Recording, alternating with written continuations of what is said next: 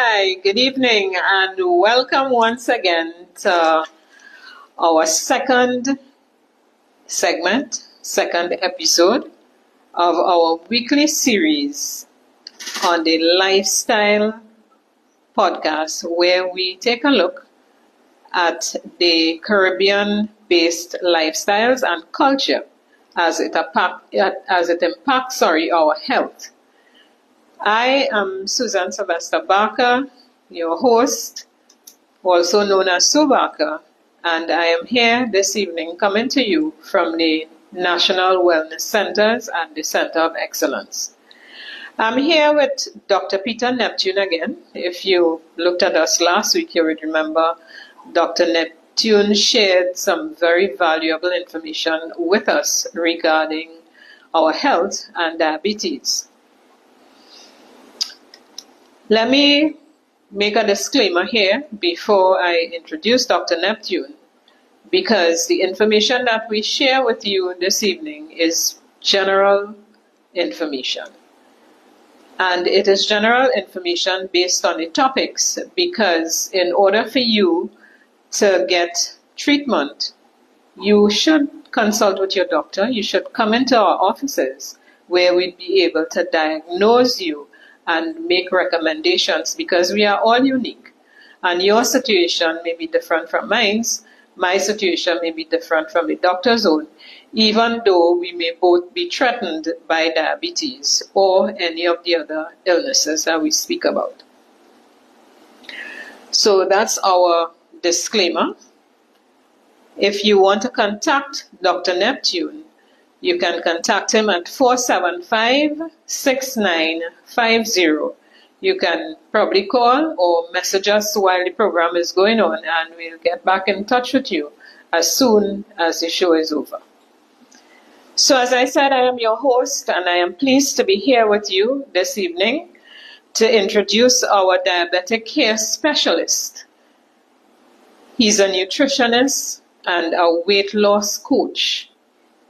You know, the weight loss is something that's going to be very popular with the season we have coming up soon, right? So pay close attention. So I am here this evening again with Dr. Peter Neptune. And Dr. Neptune, who is known to many, has more than 10 years experience in diabetes research and care, having pursued his MBA and PhD at our University of the West Indies. But more than that, Dr. Peter Neptune also has an advanced diploma in diabetic care from Harvard Medical School. So today we have the lovely, valuable face that we all love to see, Dr. Peter Neptune. Thank you. Hi. Thank you. Thank you for that wonderful introduction. You're quite welcome. Today we'll be dealing with your diet and dementia. And this is a very important topic because recent reports has indicated that there's a direct link between dementia and diabetes. I'm sure we weren't aware of that. Do you know that the Caribbean has the highest incidence of diabetes in the world? That is globally. You know how much people we have in the world? Over 8 billion persons. And we in the Caribbean, we have the highest incidences of diabetes. So we'll be having a wide discussion on the disease, the impacts on so many people and their families across the Caribbean, and hopefully we'll get a better idea of what you can do to minimize your risk of developing dementia, or as some know it, or some call it, Alzheimer's. So Dr. Neptune, you are on the floor. How are you this evening? I'm fine, thank you. Thank you for that wonderful introduction. You're quite welcome. So tell us, since we introduced dementia as what we're going to be speaking about, how do you get dementia? Dementia is an age-related disease. Age-related? Age-related. Wow. However, we are seeing that younger people are getting it than before. It's usually age-related because over time, there are two real lines of research in dementia and Alzheimer's. And over time, with your diet and your lifestyle, and what you eat, it affects the way your brain develops and age. There's one channel of thought, and research is showing that dementia can be linked to the development of amyloid plaques. That is calcium-based plaques that develop in your brain over time as you age. And because of these plaques that develop, it disrupts the connections and the interconnections within your brain. And over time, you lose functionality, you lose memory, and you lose, you literally lose your personality. Now, there's another set of research that's showing that, yes, plaque has an impact on it, but you don't necessarily develop Alzheimer's or dementia as the plaques continue to grow in your head, in your brain. There are many people who, and you could only check this after you die, after a postmortem. You can't check it before. Could an MRI pick it up? No, it's yes and no. They can see some of it, but they wouldn't know the extent of it as yet. The extent of it, right. MRI and PET scans are not able to resolve the resolution as yet. To give you an idea of it. One of the things that happens as well, over time, as we age, our brain starts to shrink in our head. And this also has a kind of connection between your personality and your function and your cognitive ability over time as your brain starts to shrink like that. As I said before, there's some research that's showing, and there are many people who have developed the plaques in their brain, but they don't necessarily go on to develop an Alzheimer's or dementia. So research continues on it, but what we know for sure is that there is a connection between diabetes and Alzheimer's and dementia. Now, as you, in many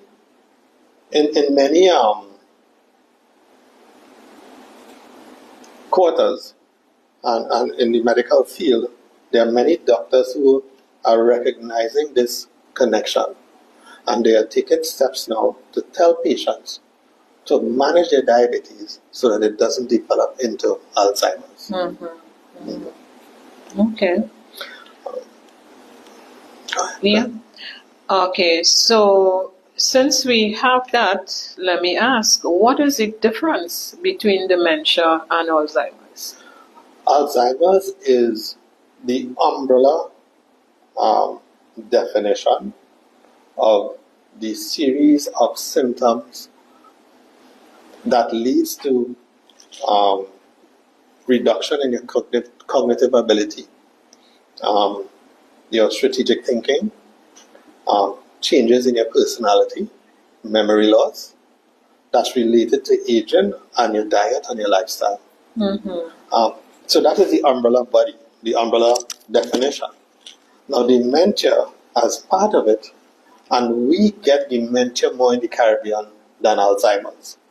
Alzheimer's principally happens in European and Western and Far East cultures. They have a higher incidence of Alzheimer's, but the subgroup of dementia is higher in the Caribbean. 4 times as much we get dementia than Alzheimer's. And dementia is different because dementia is a more combative version of Alzheimer's. So in our and it's very difficult for our culture to deal with it, because the personality change of the person is so dramatic that many times their caregivers feel that this person is being mean. And in reality, that's not the same person you remember. Their personality has changed. And their personality has changed because the rewiring in the brain has changed due to the progression of the disease. So what you will find in the Caribbean, and we believe from our research at the National Wellness Center, is that you develop dementia because of our lifestyle and our high consumption of carbs and sugar in our diet. Lifestyle again. Yes. And it rewires your brain and it encourages the developments of the plaque that I mentioned earlier, the amyloid plaques. Right. So that what happens is that your personality changes and you become more combative. You forget things, and as you forget things, you as the patient become frustrated because you know you're forgetting something, you just don't know what it is. And in addition to that, as it continues to progress, you forget the people who are around you, or you remember people who are in your distant past. So, for example, I've had many stories, and many Caribbean people could relate to this, where they have an elderly or a patriarch or a matriarch in the family who is experiencing dementia, and they keep calling one of their grandchildren by their daughter because that grandchild looks like their daughter. So the time lapse is gone in between there, and they're living in the past because those solid memories are stored deep inside the brain, and they can bring those memories up front, but the short-term memories start fading away. And many people will tell you through their experiences with people who are facing dementia and Alzheimer's, is that one of the first things they do is start writing down the victim, start writing down stuff because they realize that they forget things. So every now and then when they think they forget something, they look down and get a memory reassurance to continue to doing what they're doing. It is a very disturbing and heartbreaking disease for everybody who's affected, because this person led the family. This person was the main breadwinner, and we are noticing that it's coming and happening earlier in life than before. We have many stories about stars like I can't remember his name right now. He the star for Die Hard. Bruce Willis, and Jamie Foxx. They're all dealing with dementia. They are young people. They are in their 60s or maybe younger. And dementia and Alzheimer's is a disease that people in their 80s and 90s suffer from. Now the other problem is that apart from the direct link between diabetes and dementia, what we have noticed is that if you, number one, because diabetes is such prevalent in our society, many of us don't live as long as we should. In the Caribbean society, there are very few people who live to see 100 years old now. 20 years ago, there were many centenarians around. But now, if you think about it, is there anybody in your family, your immediate family, who's 100 years old? And normally you can count them on one finger. But in the past, there were 5 and 6 people in the family who were 100 years old, or at least past 95. And that is something that you see very rare now. And that is because diabetes shortens your life. And if you live long enough, where your organs could keep up and keep you going, it affects your brain badly. And your brain starts fading away. And over time, not only you lose your cognitive skills, you also lose your personality, you lose body functions, and as it continues to progress, your body loses the ability or the natural instinct to breathe and to eat and to let your digestive system go through. And these are things that your body does naturally, and you don't have to think about it. But if those things start to shut down, it will lead to your demise. And that is how you die from dementia and Alzheimer's. It is not a knife or a stab or you being poisoned or anything like that. It's your body just starts shutting down as your nervous system is unable to manage all the things that used to be going on in the background that you're not aware of. As simple as breathing. If you fall asleep and you forget how to breathe, you will die. And this is how people with Alzheimer's pass away. Wow. So why is dementia referred to as type 3 diabetes? Type 3 diabetes because it is the natural progression of type 2 diabetes. Your chances of developing Alzheimer's or dementia is 4 to 5 times higher than if you're not diabetic.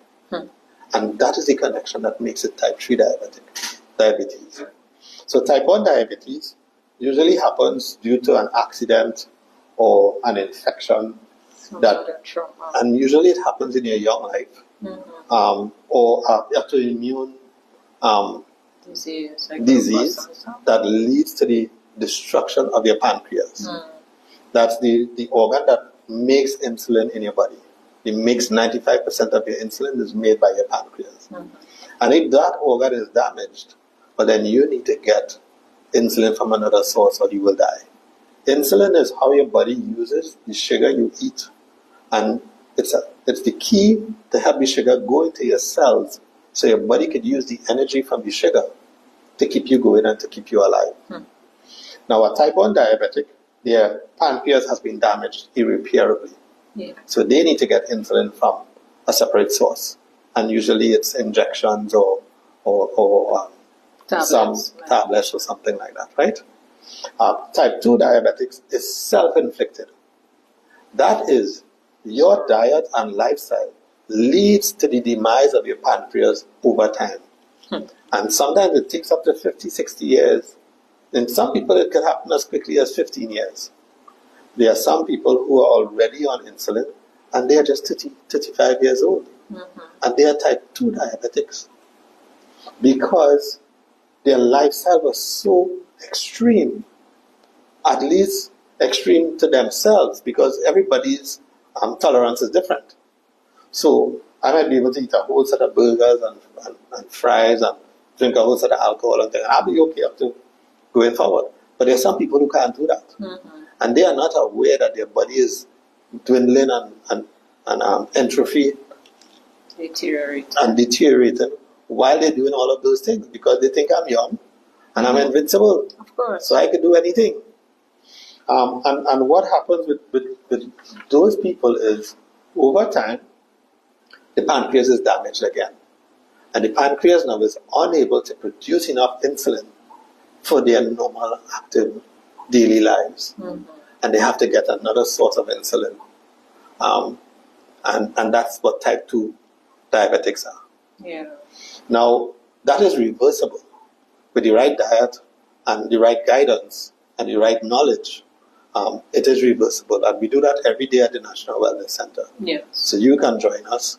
Call 475-6950 or send them a WhatsApp message, and we'll give you the details of our program. Nobody ought to be experiencing type 2 diabetes because, as I said before, it's self-inflicted. Now, if you are unaware that you're damaging your body and you're continuing to live like this, you're not even aware that your blood sugar hits 300, 400. There are many people walking around and they are not aware of it. And there's no, because they get up in the morning, they may have body pains and bloating and they have a belly and they're feeling sick. But life has to go on and you have things to do. So you're putting your health on the back burner. But when you're doing that, by the time you figure out that you can't fix it, it's too late. So you have to take steps now to change your lifestyle and understand what needs to be done to fix it. So that's type 2 diabetes. In many cases, if you pick it up early, you can use medication or you can change your lifestyle, which is what we prefer. And your body will start healing itself, and it is entirely reversible. Now, if you take too long and you ignore all these call signs and everything, you will faint away somewhere. Right? And when that happens, or you will have an injury and your foot not healing or something like that. Something will happen because your body cannot sustain that level of beating up, for want of a better word. That level of destruction, it cannot maintain that level of destruction. Something is going to give. Yeah. And when you get admitted to the hospital or you decide to go to a health center, let them check you out, they will immediately see what's going on with you. And they'll prescribe medication or send you to a clinic like ours to get it fixed. And that is type 2 diabetes. Now, a type 2 diabetic can develop into type 1 diabetes if they continue to ignore it and they completely destroy their pancreas. Yeah. And that person now has to go on insulin. Yeah. But in the process, usually what happens with people who have that happen to them when they become type 1 diabetic, their other organs are also damaged. Yeah. It's not just a pancreas. So you're looking at fatty liver, you're looking at kidney failure and kidney disease, you're looking at heart disease. The plaques in your brain because of the high sugar intake starts growing in your brain and it weakens your blood vessels in your brain and your risk of getting a stroke goes up. So what you will realize is that our perception of diabetes is wrong and its related illnesses. So in our mind, heart disease, dementia, Alzheimer's, stroke, arthritis, we all think these are separate diseases. But you don't get those diseases if you're not diabetic. So in reality, it's not a separate disease. They are not separate diseases. They are symptoms of diabetes. Because if you don't have diabetes, you don't get it. So it's like a chain. Everything. Yes, Yeah. it is all linked. And it depends on your lifestyle and your genetics, what you're going to get along the way. But your body cannot take it. Something has to give. So type 3 diabetes now, which is Alzheimer's, is when your organs are able to keep up with all of that, but your brain can't take it. And your brain now, the plaques start to develop, the weakening of your arteries in your brain, the shrinkage of your brain as well. All of those affects it. Yeah. And because 4 to 5 times, you have 4 to 5 times risk of developing Alzheimer's or dementias because you're diabetic. That is the connection that makes it type 3 diabetes. Wow. And it is connected. Okay, guys, you hear that? So call Dr. Neptune's office at 475-6950. Don't forget, call and make that appointment. So while we have the good doctor here, we want to ask who is most at risk for developing dementia? So before we get into that lovely topic, we just want to answer 2 questions asked online from Beatrice Floyd. Asks, what can you do for insulin resistance? And Ashina Mohammed asks, what is a sugar spike for a diabetic if it's anything over 120?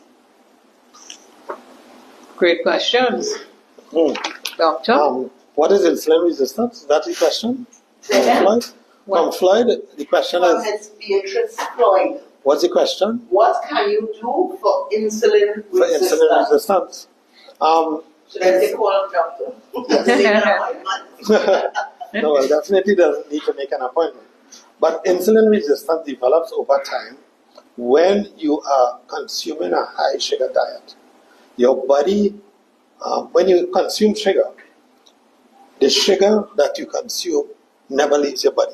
Sugar is different from anything else you will eat. If you eat protein or if you eat oily foods, your body will use the energy from the oil, but whatever you don't need, it passes out. But when you eat sugar, it goes into your bloodstream and it does not leave your body. Your body has 2 options with the sugar. Number 1, it either uses the sugar that it just got for energy and to keep you alive and for your metabolism. Or 2, whatever sugar is extra that's not used, it has to store it away. And it converts that sugar into fat in your fat cells. So if you eat more sugar than your body needs, you gain weight. Now, Insulin resistance develops when you're eating so much sugar and your body is releasing insulin, which tells your cells to absorb the sugar. But if your cells are already filled to capacity with sugar and fat, where are they going to put it? Yes. And they become resistant. So now to force your body now to get that sugar out of your system, because as long as the sugar stays in your blood, it affects your cognitive skills, it affects your ability to think straight, it affects your digestive system, it affects everything. Yeah. And if your body now if your cells are now filled to capacity and they are not responding to the insulin that your body is releasing, the insulin tells your body to pick up the additional sugar that's in your system and store it away. Mm-hmm. And that is how insulin resistance develops. When you're eating so much sugar and your cells are already filled with sugar and fat, and they cannot take anymore. So it's like an overload. It is. It doesn't matter how much insulin you put in. Mm-hmm. The cells are resistant to absorbing the sugar. Right. And that is how we develop insulin resistance. And insulin resistance doesn't develop over 2 weeks or so.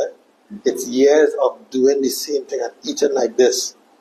Years of abuse. Yes. Mm-hmm. And by the time you reach into a doctor's office and you hardly eat any food and your sugar is still high, then he has to give you a shot of insulin to force the sugar out of your blood and into your body, into your cells.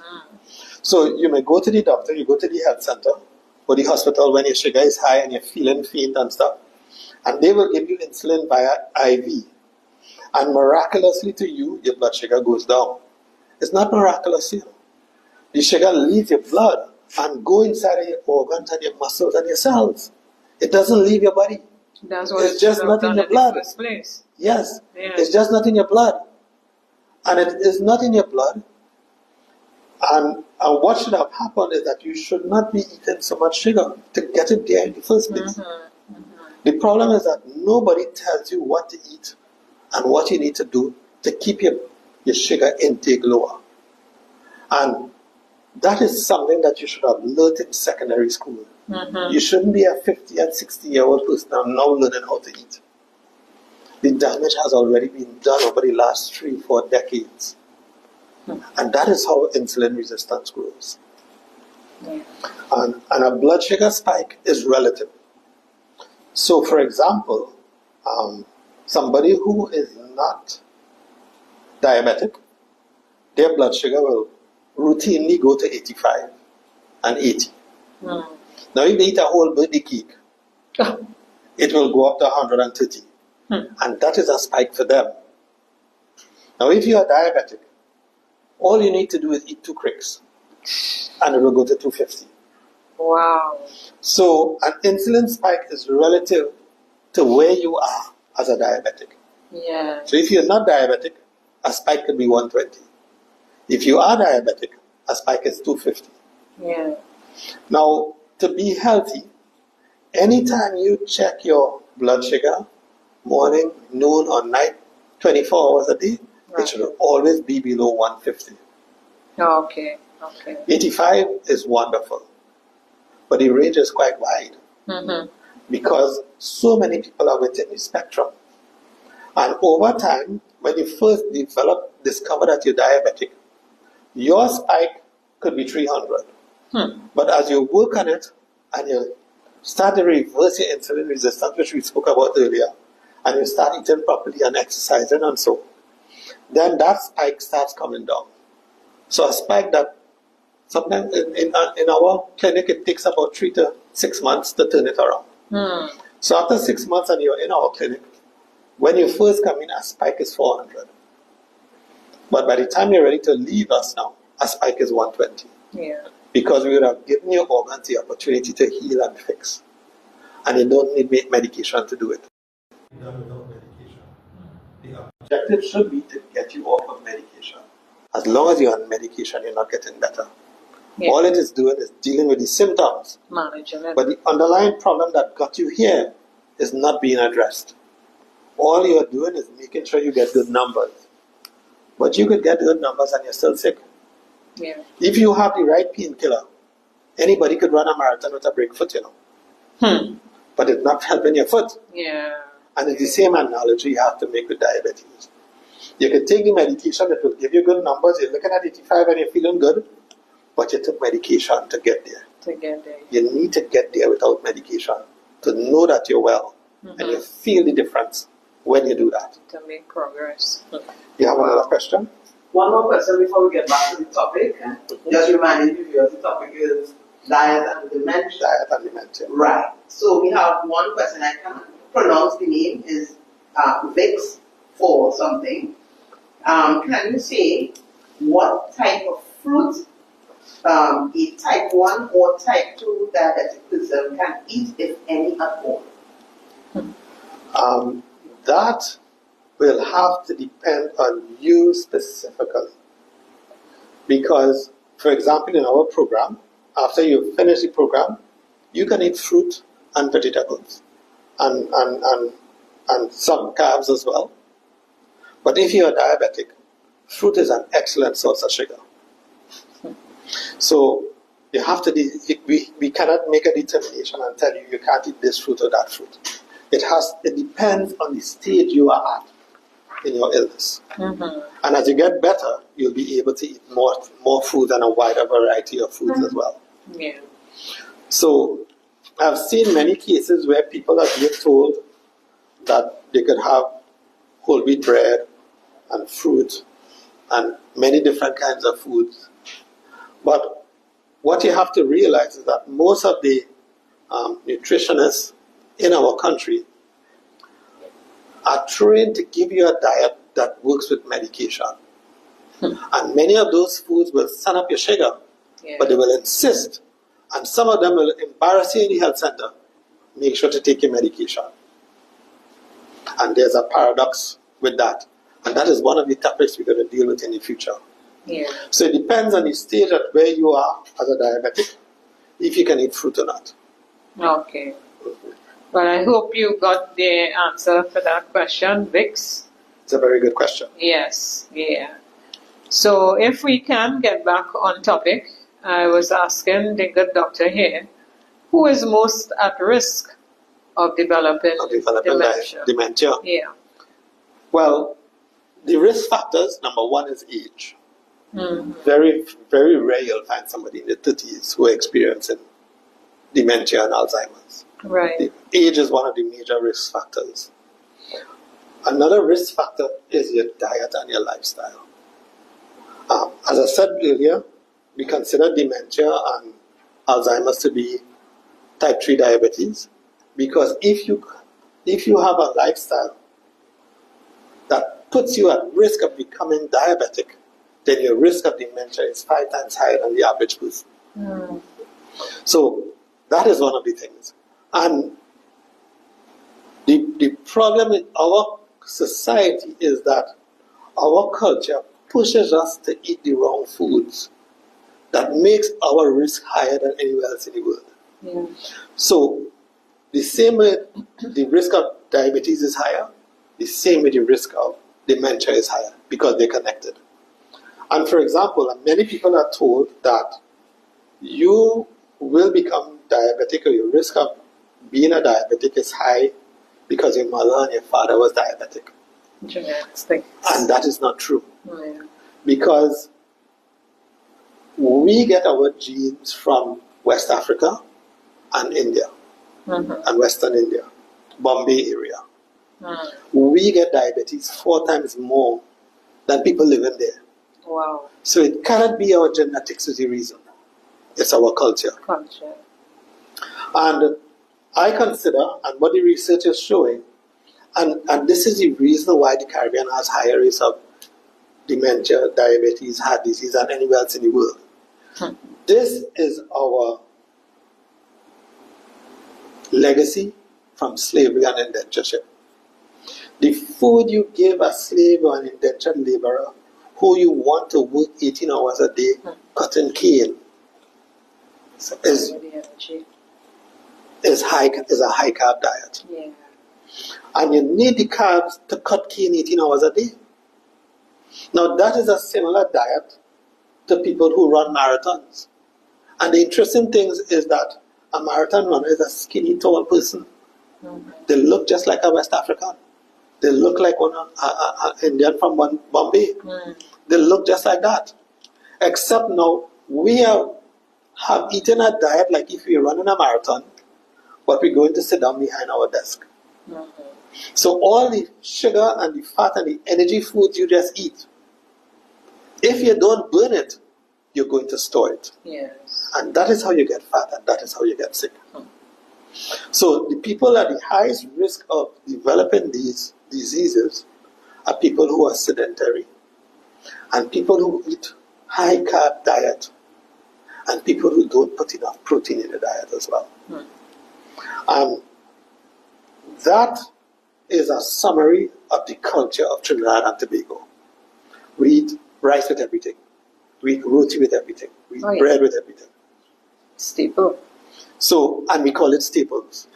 If you follow the food pyramid, which is what is being taught in our schools today, you will become diabetic. Mm-hmm. And that is what we are seeing now in the research, and the evidence is clear.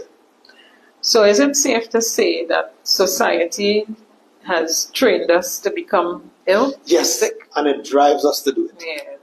We do not understand the difference between religious and cultural foods and food that you need to eat to be healthy.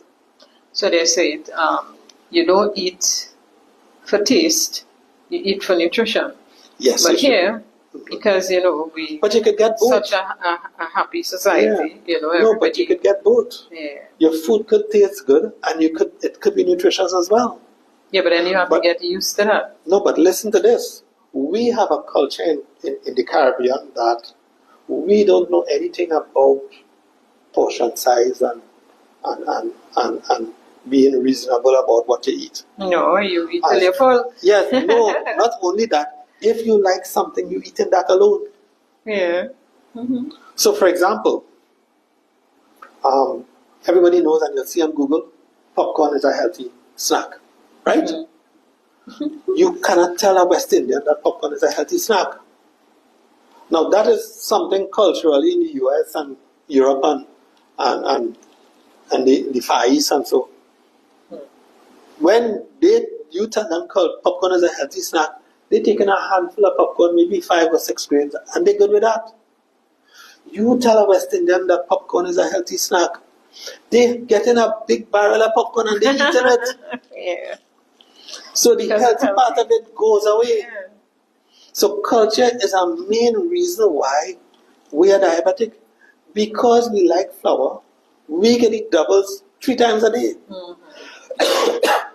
Or 4 times, as the producer says here. And because we like something, we don't understand that you still have to limit your exposure to it. Mm. And that again comes back to slavery. We have traditionally, over the last 500 years, we have traditionally been a downtrodden group. Mm-hmm. And now we are developing our own identity in the world. And we're getting access to many things that we did not have access to in the past. We overdo it because we don't have the tradition of moderation. That's the word I'm trying to find. Yeah. The tradition of moderation. And when you have the tradition of moderation, we will be a healthy people. Yeah. Now, it's 2 things, part of it. Moderation plus eating the right foods. Because you still have to eat the right foods, even if you're eating in moderation. So it's a 2-sided coin. Yes, you have a question? Yes, the same Vic from before says, his mother-in-law has Alzheimer's but has not been diagnosed with diabetes. And we try to make the link between the connection between it. Yeah. Now, this is one of the problems I have with diabetes. The diabetes diagnosis.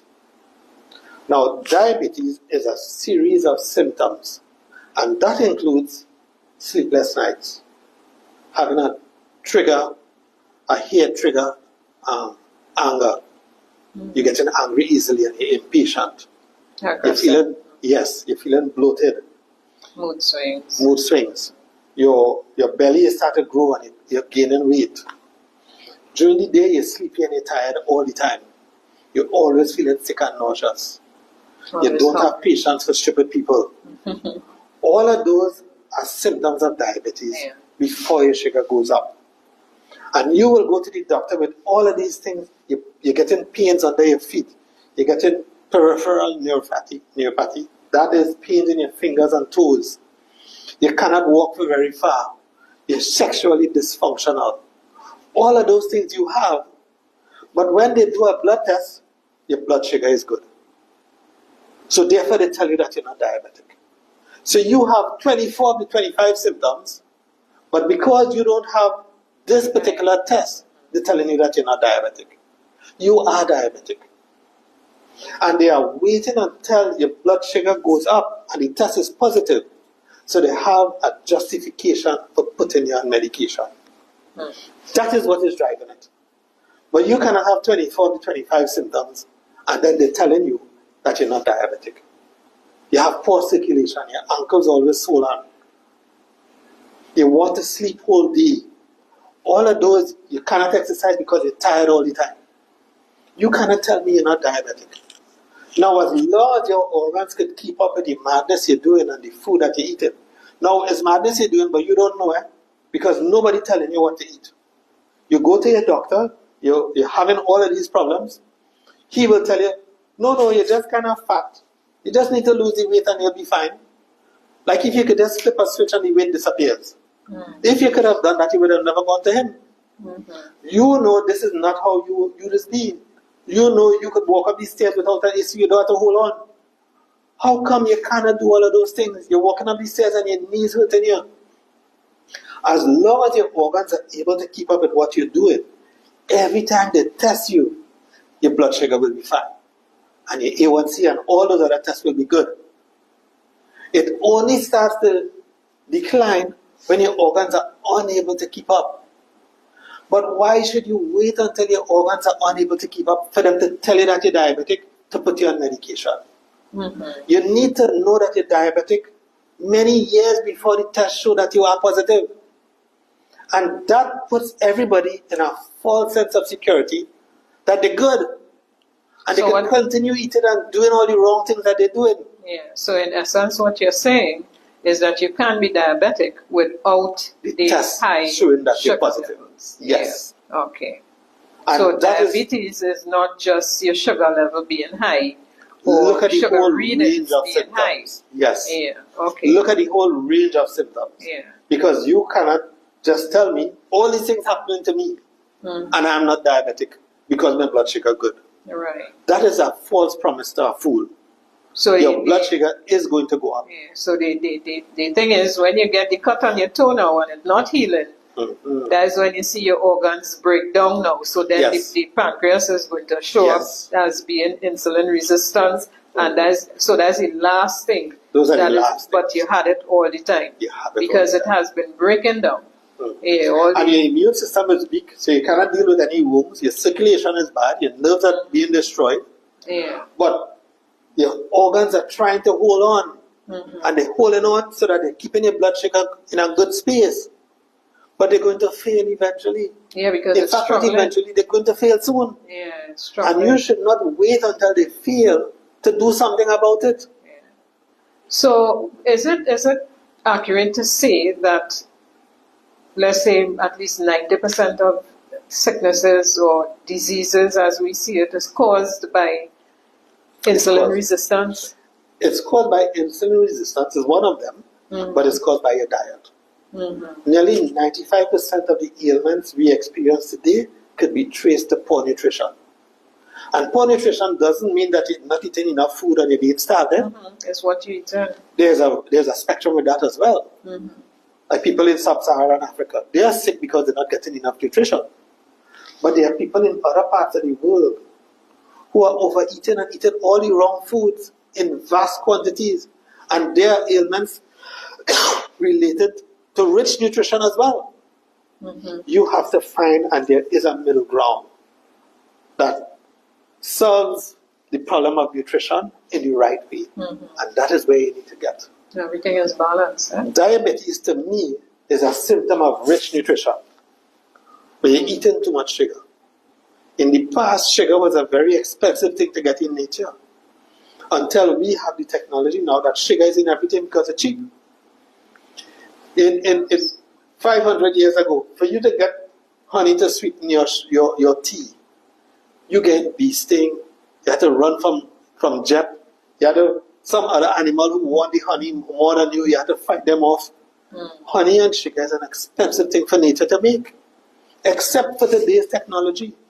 So your body has already evolved to have sugar and to understand that sugar is something that's scarce. So whenever it gets it, it wants it. And you get cravings for it. But if it is easy to come by, there is no breaks in your system to tell you this is enough sugar. Because sugar has been something that has been scarce all the time, except for this modern world we live in. So that your brain never tells you to stop having sugar. You always have space in your belly for another chocolate, another block of chocolate, another fry, another Crix. You always have space in your belly for it. Because your body is craving sugar, because you have evolved in a space where sugar is scarce. So your body always wants it. I remember you were telling me that,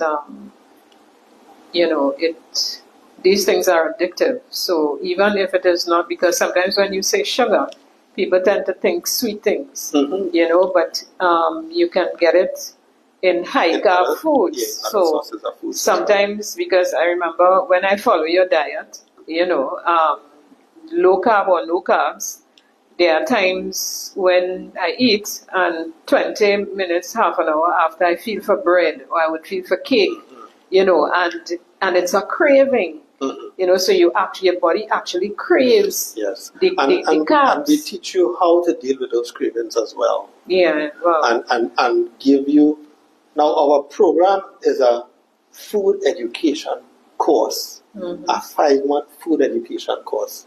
So when you're done, you understand it fully. You know how to deal with cravings. You know what causes it, what drives it, what steps you need to take to shut it down. All of those are part of it. And if you don't have that information, you take on the challenge of lifestyle change, and yes, we congratulate you for it. But the whole world is against you. And not to mention the way our culture works is that food is how we show love. And nothing makes you happier than a piece of roti. Oh, yeah. So that roti is life. Roti is life. And roti is also death. Yeah. You have to understand how to apply it properly. So we're not telling you no, but you have to learn how to apply it and understand the theory and the practical side of nutrition. And when you understand it, you have full control over it. So for example, people feel that exercise and running and doing sit-ups is how you get your belly down. No, you will do that forever and ever and your belly is still there. Once you continue to the same way. Once you continue doing the things you're doing. And we will teach you how to deal with it. Yes. And get rid of your belly. The first thing you lose on our program is your belly. Because your belly is your camel hump. Your camel hump. That stores all your fat and all your sugar. Yes. And as soon as you start dealing with it, the first thing you lose is your camel hump. You gain muscle, your energy level goes through the roof, and you start regaining the life and energy you had in the past. Yeah. What I appreciate so much with this program is the group that you have, of which I am a part of course, where people share their journey. And you are able to know that you are not alone. Because, they say misery love company, But on this journey, you are not alone. And it helps you to understand when you make certain changes, what you're going to expect. So you have people in the group who started, who have been through the process.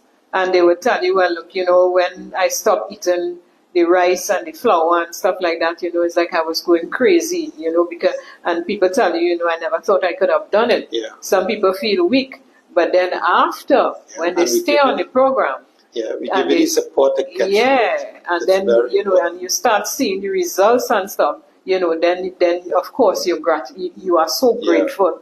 You don't want to go back there. You're not alone. As long as you start feeling healthy, you never want to go back. Exactly. Because what you think is healthy is your normalization of being unwell. Mm-hmm. So you know that every night you're getting a headache, so you just prepare yourself for the headache. Yeah, put the Panadol on the bedside. Yeah. You know you're going to be bloated the whole day today. You know you're going to be sleepy and tired, so you just get accustomed to it. But you have to get up and do this, that, and that. So you go ahead and you do those things, and then you go back to lie down. Yeah. Because your body can't do much of anything else.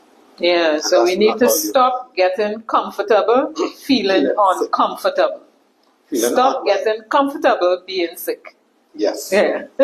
Producer, next question. Yes, and I know we only have 10 minutes left, but we'll keep going. Previous questions. So, first one, I can't pronounce the news or somebody will have found.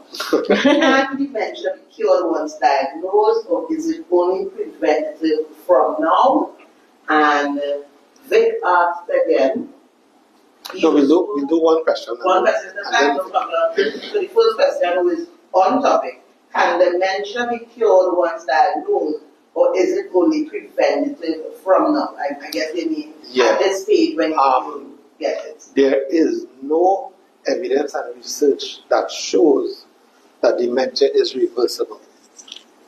I am sorry to say that. But you can slow it down and you can stop its progression. Right.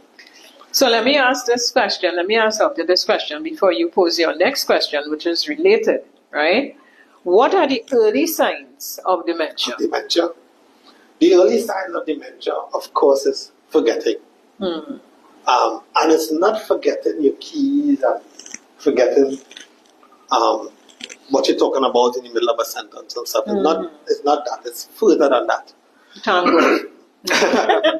Because most of us, as we get into our 50s, we start losing our keys and walk in the room and you're trying to remember what you were going to say and stuff like that, and you forget it.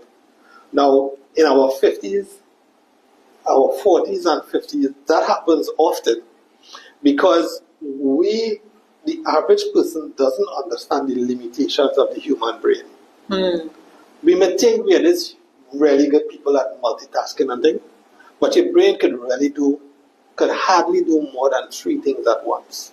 Properly. So while you're walking inside and you're thinking about what you're going to cook, and the dog just made some mess on the chair, and this person has been calling and they need to get the money for some school event that's going to happen tomorrow, you just go on autopilot and you put down your keys while you're doing all of those things.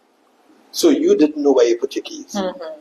That is not an early sign of dementia. Okay. Right?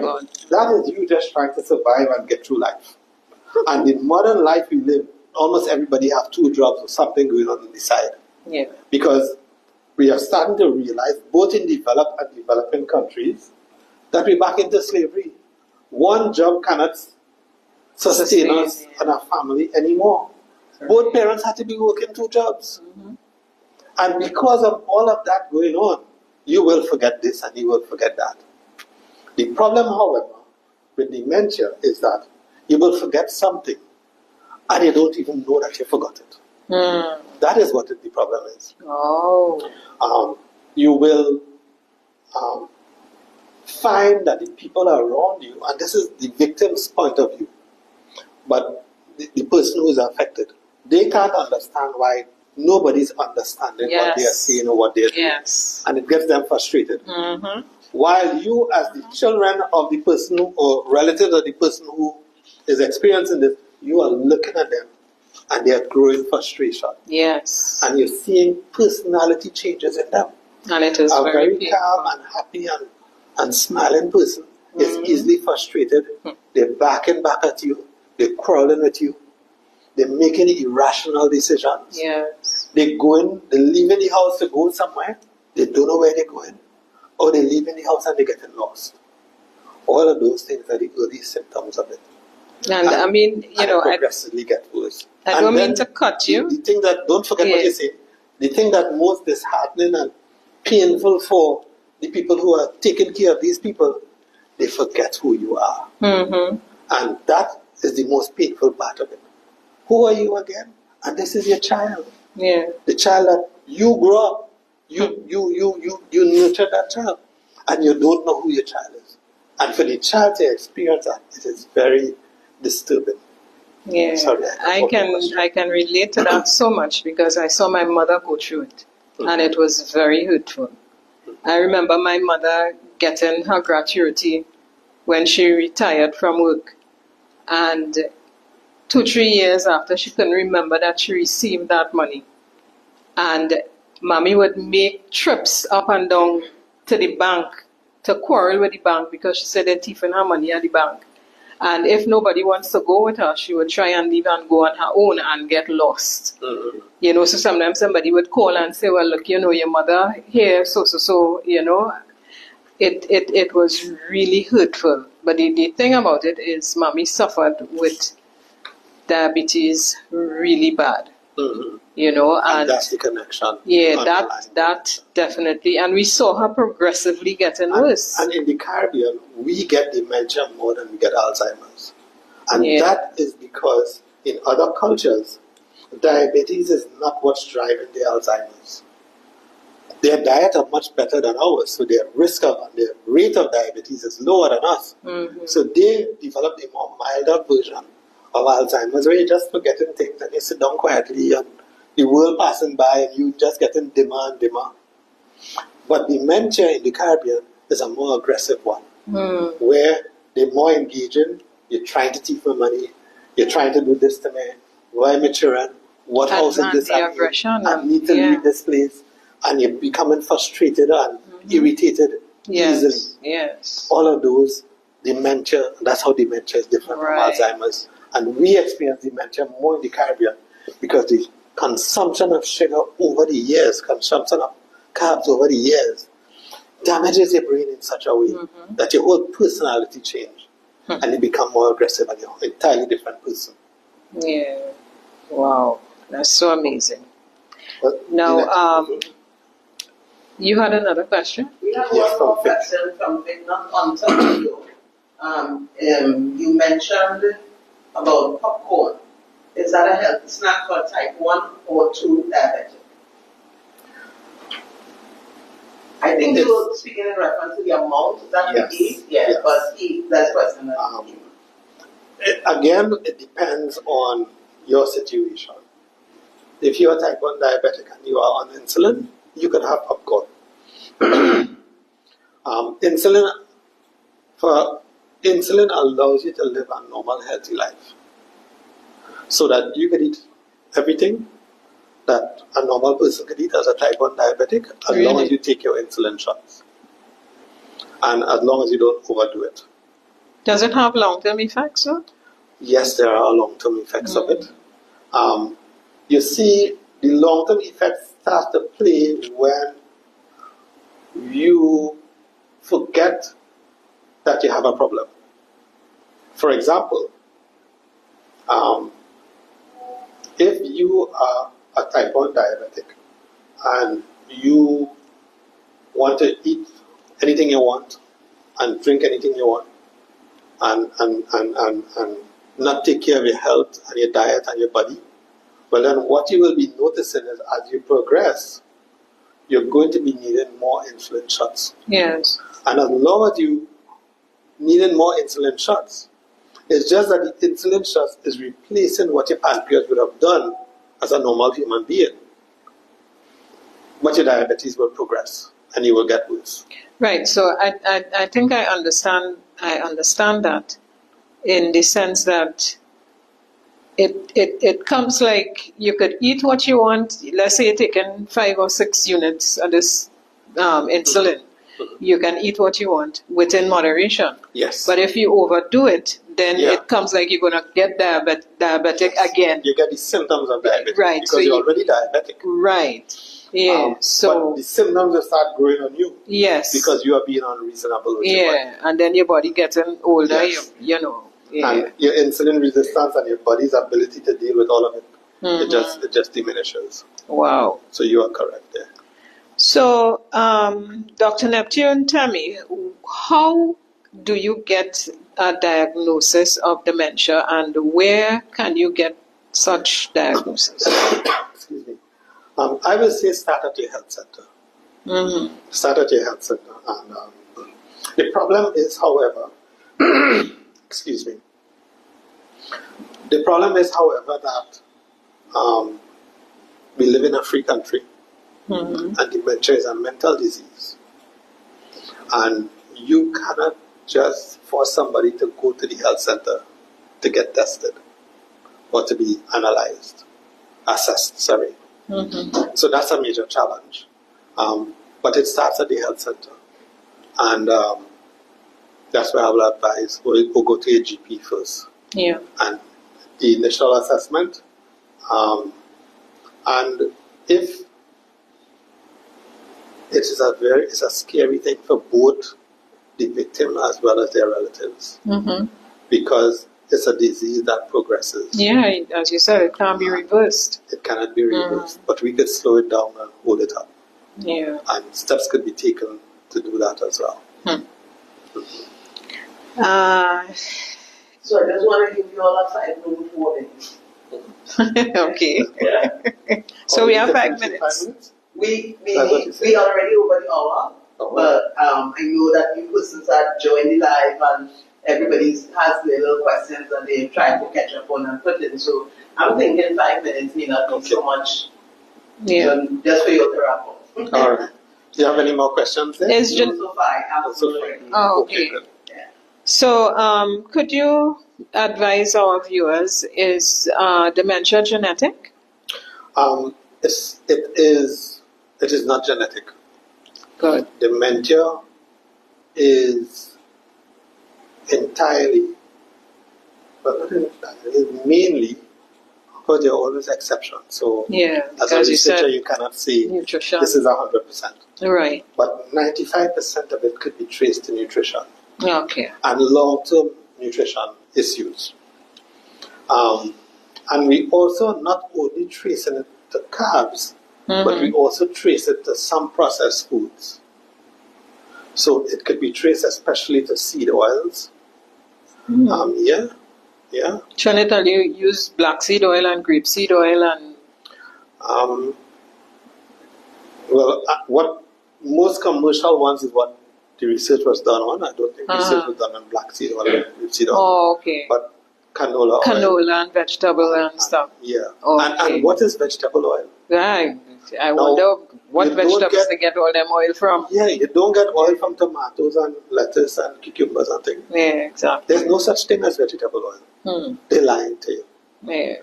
You get vegetable oil that they sell in the supermarket is a blend of soya, corn oil, and canola oil. And they're calling it vegetable oil because you see the word vegetable and you know vegetables are healthy. So you will purchase that oil. Marketing strategy, yeah? It's all about marketing. That's something we need to deal with at a later session as well. Yeah. The marketing of foods and how to protect yourself and how to read labels. That's important. To reduce your risk of developing, is that the question? How to? If it's nature or nurture. Well, and it is mainly nurture. Because the rate of dementia and Alzheimer's in the Caribbean is higher than anywhere else as well. So we're certain it is your diet that is doing it. Okay. And the research is also clear on it, both locally and internationally. Which, by the way, we don't do enough research locally on these diseases. I agree. It is a leading cause of death in the Caribbean, and there is no funding to research diabetes. Because our diabetes in the Caribbean, that we experience it, is different from diabetes and Alzheimer's and dementia that the rest of the world experiences. So much so that Alzheimer's is a rare thing worldwide. But as long as you live long enough in the Caribbean, if you live to be over 80 or 90, you will develop dementia or Alzheimer's, almost 100%. There are one or two centenarians who have not developed that and their brain is still working quite well. But that's very few and far between, you know. And it doesn't mean that your body is not going to be failing you as you reach 100. But if you follow a proper diet and exercise, that's a key to almost everything, right? Yes, it is. your body adjusts to what you're doing. And whatever you put in it, it has to deal with it. And sometimes it is overwhelmed. And it can be overwhelmed for 40 years straight. And it will just break down. And that is what leads to your body now not getting enough nutrition to deal with to manage your brain. Yeah. To give it the right nutrition so that your brain stays healthy. And that leads to dementia and Alzheimer's. Yeah. So, what you can do to reduce your risk of becoming, for developing Alzheimer's or dementia, make sure that you're not diabetic. Because we know age and diabetes are two major risk factors. You cannot do anything about getting old, but you can do something about being diabetic. And if you can avoid being diabetic, your chances of experiencing Alzheimer's and dementia goes down to nearly zero. Nearly zero. Nothing is ever perfect. So you see, when we think that that diabetes is the killer, when we think that, nothing is worse than having diabetes, Yes.